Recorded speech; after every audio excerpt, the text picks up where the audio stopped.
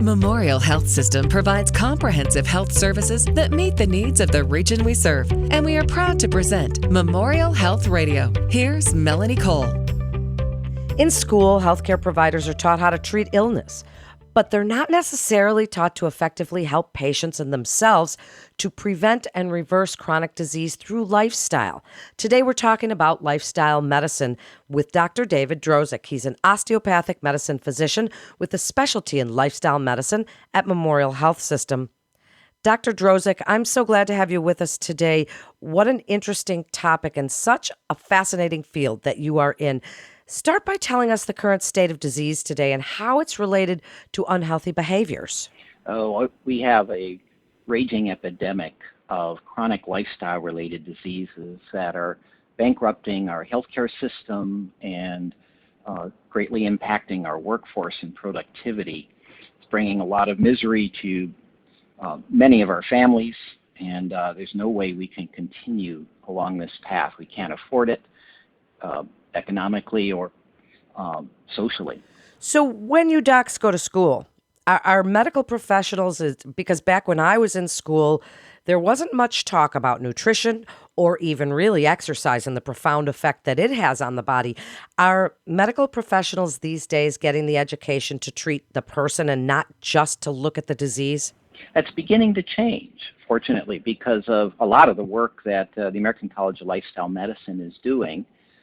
Many of our providers are getting the education, and many of us are on faculty at universities, such as I'm here at Ohio University, being able to integrate this education into the curriculum so our medical students that will be graduating will be better equipped to deal with these problems. Well, that's great. It's about time. So tell us, for the listeners that don't know, what is lifestyle medicine, and can it really, do you work with the whole person? Can it treat any type of condition?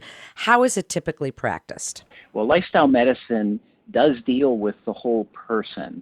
We use as our modalities a healthy plant-based diet, physical activity, stress management, and control of unhealthy substances like sugared beverages, alcohol, tobacco, things along that line. And we focus on treating specifically the diseases we classify as chronic lifestyle-related diseases. Those include things like diabetes, cardiovascular disease and its risk factors like high blood pressure and high cholesterol, overweight and obesity, sedentary lifestyle.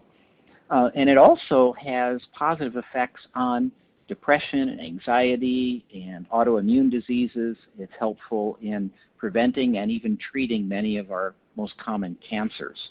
So tell us a little bit about the thought model behind lifestyle medicine and how that really does work for chronic diseases and even some cancers. So what's the thought behind it?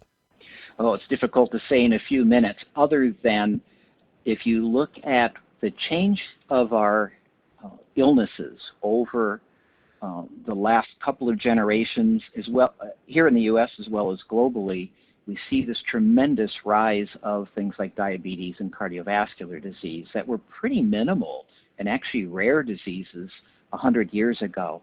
And this parallels our change in lifestyle, eating foods that are high in saturated fat, added sugars, cholesterol, things along that line, becoming more and more sedentary. So the diet, physical activity, stress, our lifestyles have become very, very stressful in many ways. And all of these things are coming together to cause the underlying cause of inflammation for many of these diseases. We're going to talk a little bit more about inflammation, Dr. Drozik, but people hear the term integrative medicine. They hear complementary, they hear alternative. What's the difference between lifestyle medicine and some of those other terms like integrative and alternative? Well, lifestyle medicine does overlap with all of those, but it's unique in its own in that we deal with those modalities that I mentioned, and we stick to the clinical evidence. We are trying to make sure that everything that we do has sound clinical evidence, that there's nothing that's speculative about it. So our patients won't see us as fringe practitioners, but see that we're strongly embedded in the science and that what we do has been proven to be helpful for them. So, what are some of the challenges then as you're helping people and they maybe misconstrue what lifestyle medicine really is? What are some of the challenges that you face in getting people to adhere to some of those behavioral and lifestyle changes, plant based diet, sedentary lifestyle? Tell us what you've seen. Well, behavior modification is key to this, which again is something that most physicians aren't taught very well unless they go into a specialty like psychiatry, but it needs to be integrated more and more into what we teach our medical students. The most difficult thing I think that I've encountered is dietary change.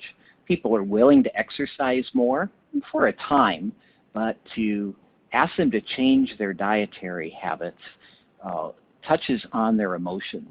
Everything that we've done that's in our memory bank is usually associated with food, and oftentimes it's not the healthiest food. So I get a lot of emotional pushback from people when I start to talk to them about their dietary habits. Yeah, I can see that as I've run into that myself. So tell us a little bit about the education of a lifestyle medicine physician, how that differs from other types of physicians. What are you all learning and incorporating then into your practice? Well, fortunately, the American College of Lifestyle Medicine, along with the American College of Preventive Medicine, has been leading the way in educating physicians on this. They've put together a series of modules online. They've defined the core competencies that are required for lifestyle medicine physicians, and they've been instrumental in the formation of the American Board of Lifestyle Medicine, which is currently in the evaluation phase by the American Board of Medical Specialties. So we're hoping that a few years down the road from now, it will be a fully recognized board.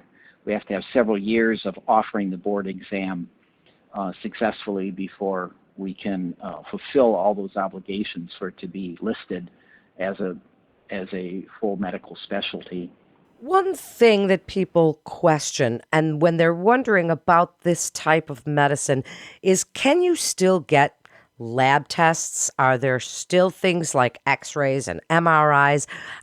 Is it still the type of medicine where you are looking for disease state? And then in that case, where do things like inflammation come into that picture? Well, in my own practice, generally the patients are coming with well-defined disease. Occasionally I'll get somebody that's just looking at the preventive nature of it, but usually they've had a diagnosis of diabetes or high cholesterol or high blood pressure, and they want something other than taking the medications. Or maybe they're taking medications and don't like the side effects or can't afford them, and they want another option. So they already have lab values, oftentimes, or somebody might even have an x-ray that's demonstrating like a clogged coronary artery or something along that line. I generally don't reorder those tests very often because their primary care physicians are usually following them. And I try not to change medications much either. I try to let the primary care docs do it. However, in our community, most of the docs that refer patients to me know that their patients very quickly, within a couple of weeks, if they fully engage with what I'm recommending, will need reduction in their blood pressure medicines and their diabetes medicines.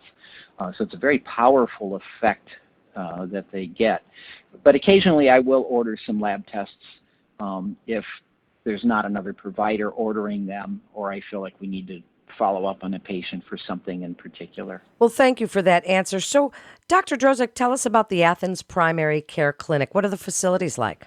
Oh, we have a brand new building right alongside the Hocking River, alongside the very scenic bike path. It's a beautiful setting, great facility. We have primary care physicians. We have physicians offering osteopathic manipulative therapy. And we hope to be even amplifying a lot of those services with our new affiliation with the Memorial Health System. That's great news. So wrap it up for us. Your best advice about lifestyle medicine and what advice you would give people in order to start living a healthier lifestyle. Well, number one is a diet that is predominantly plant-based. Save those processed foods and animal-based products for special occasions, no more than once or twice a week.